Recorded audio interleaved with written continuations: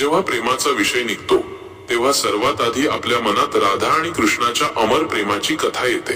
त्यांचे प्रेम इतके दिव्य, इतके पवित्र होते की युगानुयुगे ते प्रत्येक प्रेमी युगुलासाठी प्रेरणास्रोत बनले आहे। पण बऱ्याच लोकांच्या मनात एक प्रश्न नक्कीच येतो, भगवान श्रीकृष्ण राधा राणीवर इतके प्रेम करत होते तर त्यांनी तिच्याशी लग्न का केले नाही?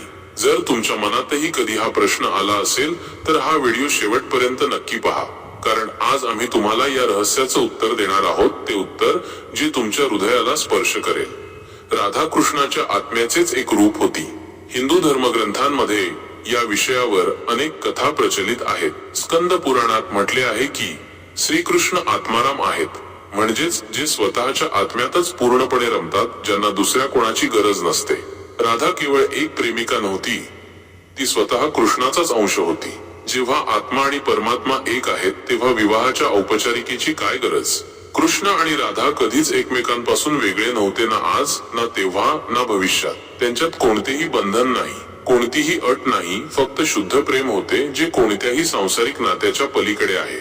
शापाची कथा, जिथे प्रेम आणि वियोगाची सुरुवात झाली। ब्रह्मवैवर्त पुराणात आणखी एका कथेचा उल्लेख आहे। असे म्हणतात की गोलोकात कृष्ण आणि राधा एकत्र राहत होते, पण एकदा राधाने कृष्णाला एका दुसऱ्या देवीसोबत पाहिले। दुःख आणि रागातून तिने कृष्णाच्या श्रीदामा नावाच्या सेवकाला शाप दिला की तो पृथ्वीवर राक्षसाच्या रूपात जन्म घेईल। यामुळे रागावलेल्या श्रीदामानेही राधाला शाप दिला की तुला पृथ्वीवर जन्म घ्यावा लागेल आणि तिथे तुला कृष्णापासून दूर व्हावे लागेल।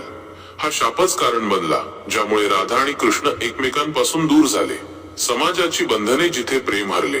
असे म्हणतात की जेव्हा राधा आणि कृष्णाच्या प्रेमाची चर्चा संपूर्ण गोकुळात पसरली तेव्हा समाजाने राधाला तिच्या घरातच कैद केले। कृष्णाने आपली आई यशोदाला सांगितले, आई, मला राधाशी लग्न करायचे आहे। पण यशोदाने समजावले, राधा तुझ्यापेक्षा मोठी आहे आणि तिचा विवाह आधीच ठरला आहे।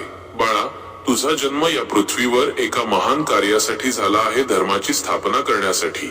एकीकडे प्रेमाचा पुकार होता तर दुसरीकडे समाजाची बंधने। कृष्णाकडे दुसरा कोणताही पर्याय नव्हता। कधी कधी प्रेम जगाची बंधने तोडू शकत नाही। त्याग जिथे प्रेम आपल्या सर्वात पवित्र रूपात होते। कृष्णाला समजले होते की त्याचे जीवन दुसऱ्याच उद्देशासाठी आहे। तो राधावर प्रेम करत होता, पण त्याने आपले कर्तव्य निवडले। तो म्हणाला होता, राधे, तू माझी आत्मा आहेस। मी तुझ्याशी लग्न केले किंवा नाही केले काय फरक पडतो? माझे प्रेम कधीच कमी होणार नाही। राधानेही आपल्या प्रेमाला सांसारिक बंधनांपेक्षा वर ठेवले। तिने कृष्णाला नेहमी आपल्या हृदयात ठेवले, जिथे कोणत्याही विवाहाची गरज नसते। राधा कृष्ण एक प्रेम जे अमर आहे। मित्रांनो, या कथेवरून आपल्याला हे शिकायला मिळते की खरे प्रेम केवळ मिळवण्याचे नाव नाही, ते त्याग आणि समर्पणाचे दुसरे नाव आहे। जर तुमच्या आयुष्यातही कोणी असे असेल ज्याच्यावर तुम्ही खूप प्रेम करता, पण परिस्थितीमुळे तुम्ही एकत्र राहू शकत नसाल, तर निराश होऊ नका, कारण प्रेमाचे सर्वात सुंदर रूप आठवणींमध्ये जिवंत राहणे आहे, जसे राधा आणि कृष्णाच्या प्रेमाने सिद्ध केले। जर तुम्हाला ही कथा आवडली असेल तर ती तुमच्या मित्रांसोबत नक्की शेअर करा। सध्या आजसाठी इतकेच। जय श्री कृष्ण।